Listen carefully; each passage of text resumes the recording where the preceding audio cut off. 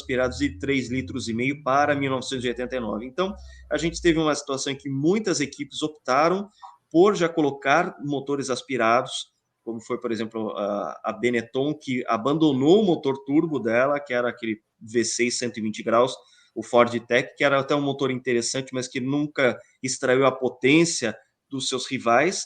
Ela faz um novo motor, o DFR, para a temporada de 88, entra na temporada com o carro aspirado, enquanto outras equipes simplesmente levaram mais um ano aquele motor turbo que ela já tinha, baixando a pressão, e muitos carros repetindo o chassi de 87 para 88, como foi o caso da Arrows e foi também o caso da Ferrari. Todos mirando 1989. Então, a gente já teve aí uma situação em que muitas equipes fizeram projetos que eram de médio e longo prazo. Em 88, aquilo ali serviria para um desenvolvimento, ou equipes que simplesmente prolongaram a vida útil de seus equipamentos vindos de 1987, e a gente desemboca em um carro chamado McLaren MP44. Queria que vocês falassem um pouco sobre isso, porque foi uma máquina inteiramente nova, também com um motor novo.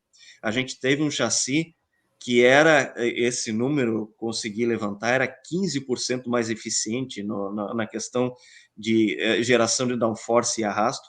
Você imagina você ter de um ano para o outro um chassi que é 15% mais eficiente aerodinamicamente. E você pega um motor em que a Honda finalmente colocou o centro de gravidade mais baixo, colocou todo o motor para funcionar à perfeição nessas 2,5 atmosferas que o regulamento estipulava para 1988, com um sistema de gerenciamento eletrônico que era também o melhor do grid. Eu queria que vocês falassem um pouco dessa máquina total que foi a MP44, que ficou por uma corridinha, todo mundo sabe dessa história, né? Ficou por uma corridinha de fazer o 100% em 1988. O que vocês podem falar desse carro aqui para a gente nessa live? É um carro que é um filho tão bonito que até hoje é disputado, né? Até hoje é disputado pelo Steve Nichols e pelo Murray. Disputa a paternidade desse filho bonito aí. Steve Nichols e Gordon Murray, né? Porque realmente é um dos maiores carros da história do automobilismo, né? Não só da Fórmula 1, mas do automobilismo. Projeto realmente muito bem nascido, ele tem realmente um ancestral na Brabham de 86, né? O carro skate, o carro super baixo, que não funcionou bem em 86, o motor BMW não gostava de funcionar inclinado, e já em 88, com a expertise dos erros de 86, um carro que levou muito mais em consideração as características do motor, e tudo realmente funcionou muito bem. Ainda tinha dois desenvolvedores fantásticos em Prost e Senna. O carro realmente foi um conjunto, talvez o conjunto mais forte da história, quando comparado aos rivais, porque foi um ano, como você falou, de uma grande mudança, né?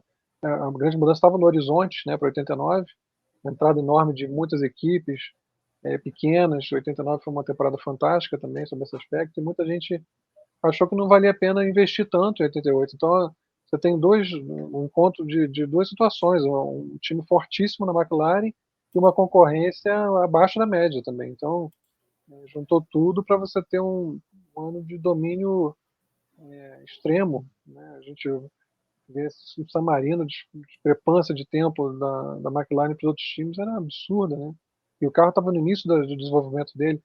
Jacarepaguá, Ayrton tem aquele problema de câmbio na formação do grid, larga dos boxes e vem passando todo mundo, já estava em segundo quando recebe bandeira preta. O carro tinha uma velocidade final muito superior também.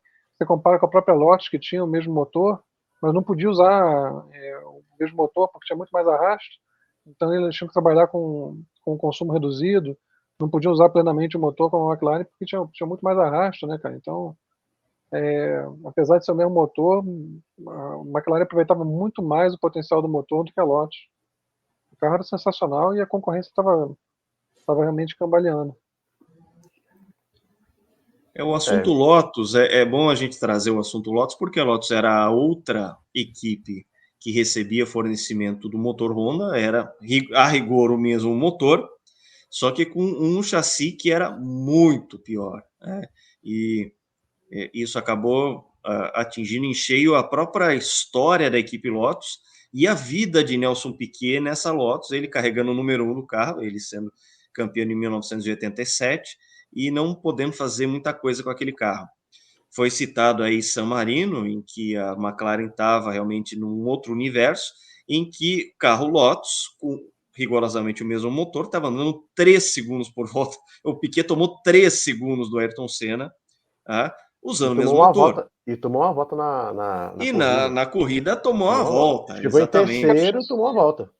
Era um chassi que, além de tudo, ele torcia, né? Então, assim, nem o melhor acertador do mundo, que era o Nelson, podia trabalhar naquilo, porque é o caso do F6, do Copersucar F6 também.